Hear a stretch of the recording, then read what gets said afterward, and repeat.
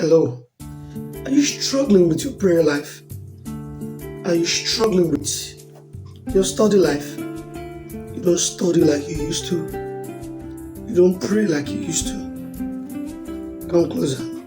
I have an information for you. I believe your perception about spiritual hunger has a way of affecting you in terms of you growing spiritually.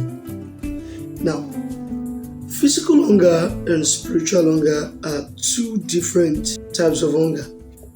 In a physical hunger, you need to stay away from food for a certain period of time so you can be hungry. And after eating, you become satisfied. But when it comes to the spiritual hunger, you've got to stay with the word and prayers, fellowship of the brethren. Then you will remain hungry. In the physical, you stay away from food, you get hungry. In the spiritual, you have to stay with the food to stay hungry.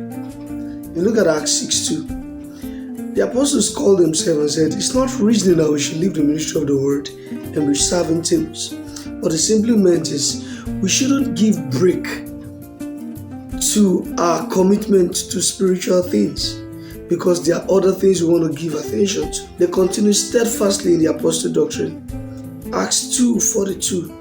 This is because commitment and consistency to feeding yourself spiritually is what will keep you feeding spiritually. Hebrews 10:25 admonishes, not forsaking the assembly of one another.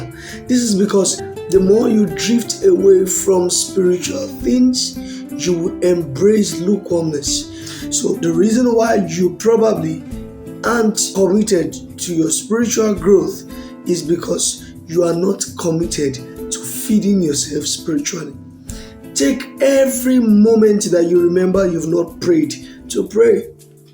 I know you could want to keep time for prayers, but as soon as you remember you've not prayed in a long time, once you notice you've not prayed in between hours, that very moment you start praying, because the more you keep postponing it, you are postponing your commitment to spiritual things.